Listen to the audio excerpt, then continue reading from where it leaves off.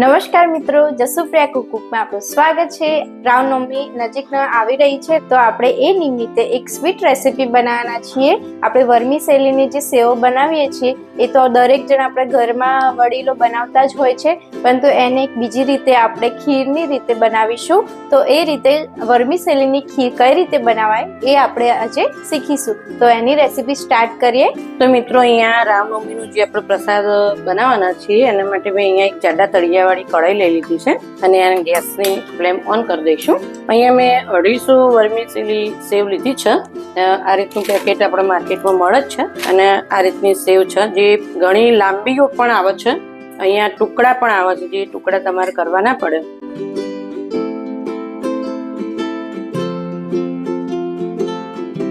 એને સારી રીતે આપણે મીડિયમ ટુ સ્લો ગેસે આપણે એને બ્રાઉન કલરની શેકી લઈશું। અને બીજી બાજુ મેં અહીંયા દૂધ ગરમ કરવા મૂક્યું છે। 1 લીટર મેં દૂધ લીધું છે। અહીંયા ફૂલ ફેટ અમૂલનું દૂધ લીધેલું છે, તો એને પણ આપણે સાઈડમાં ઉકળવા મૂકી દેવાનું છે, થવા દઈશું। વચ્ચે વચ્ચે આપણે એને હલાવતા રહીશું। આપણે એને સરસ ધીમા તાપે બ્રાઉન કલરની શેકી લઈશું। તો મિત્રો, અહીંયા આપણે 250 ગ્રામ જે મેં સેવ લીધી હતી એની સામે મેં અહીંયા 300 ગ્રામ ગોળ લીધો છે। હું એની સિરપ બનાવવાની છું। ચાસણી કોઈ જાતની બનાવવાની નથી, કોઈ તારની, ફક્ત ઓગળે અને થોડી ચીપચીપી બને એટલે હું અહીંયા સિરપ બનાવી દઈશ। અને એના માટે મેં અહીંયા 1 ગ્લાસ જેટલું પાણી અહીંયા એડ કરીશ। ગેસની ફ્લેમ ઓન કરી દઈશું। તો જુઓ મિત્રો, અહીંયા આપણી સેવ જે છે બ્રાઉન થઈ રહ્યા છે। મેં ગેસની ફ્લેમ બિલકુલ ધીમી કરી દીધી છે। જો મિત્રો, આપણી આ જે સેવ છે એ સરસ રીતે થઈ ગઈ છે અને હું ગેસની ફ્લેમ અત્યારે બંધ કરીશ અને 1 મિનિટ માટે હું એની ઉપર આ રીતે હલાયા કરીશ કે ક્યાંય પણ એક દાણો પણ કાચો રહે નહીં। બીજી બાજુ મિત્રો, આપણે અહીંયા જે સિરપ બનાવી રહ્યા છીએ એને થોડું હલાવીશું વચ્ચે વચ્ચે।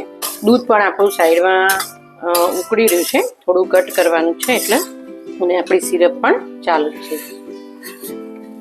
જ્યારે આપણે દૂધ એડ કરીએ છીએ ત્યારે આ કઢાઈ ગરમ જ છે અને એ વખતે આપણે ગેસ બંધ રાખવાનો છે। તો આપણે ધીરે ધીરે એડ કરશું મિત્રો।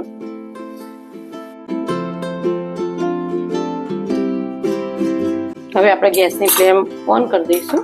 મિત્રો, આની અંદર આપણે 150 ગ્રામ જેટલું મેં દૂધ થોડું એડ કર્યું છે મિત્રો, અને એ ફૂલ ફેટનું જ છે। આપણે અહીંયા થોડી ઘટ ખીર હું બનાવવાની છું।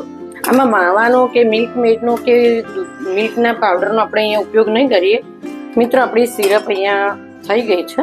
એ સિરપનો હું બતાવું તમને કે એના આ રીતે કરીએ તો જુઓ, આમ કરીએ તો આપણે ગુલાબજાંબુની જે ચાસણી કરીએ છીએ એના કરતાં થોડીક જ પતલી થઈ જાય છે અને એના આપણે એની અંદર એડ કરી દઈશું મિત્રો।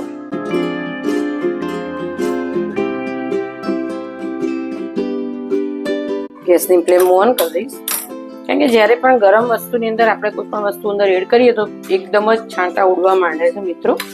તો એ વસ્તુ ના થાય તો 1 સેકન્ડ માટે આપણે એને બંધ કરી દઈશું।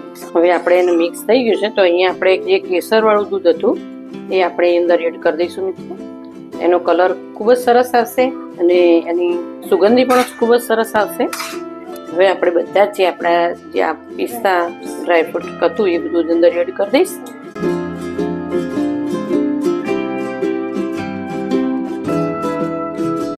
દેખો, બધું જ એડ કરી દીધું છે આપણે। હવે આપણે એને સર્વ કરીએ।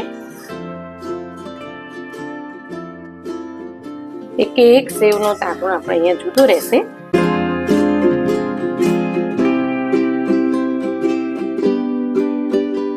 આપણા રામલલ્લાનો પ્રસાદ અહીંયા રેડી। તમે પણ બનાવજો મિત્રો।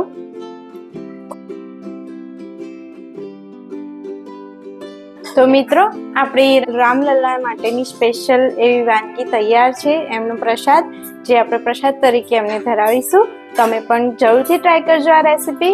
ખૂબ જ ઝડપથી બની જતી અને સ્વાદિષ્ટ એવી આ સ્વીટ રેસીપી તમે બનાવજો અને કમેન્ટમાં જણાવજો કે કેવી લાગી। અમારી જસુપ્રિયા કુકબુક ચેનલને લાઇક, શેર અને સબસ્ક્રાઇબ કરવાનું ના ભૂલતા મિત્રો। ફરી મળીશું આવી જ એક નવી વાનગી સાથે। Thank you.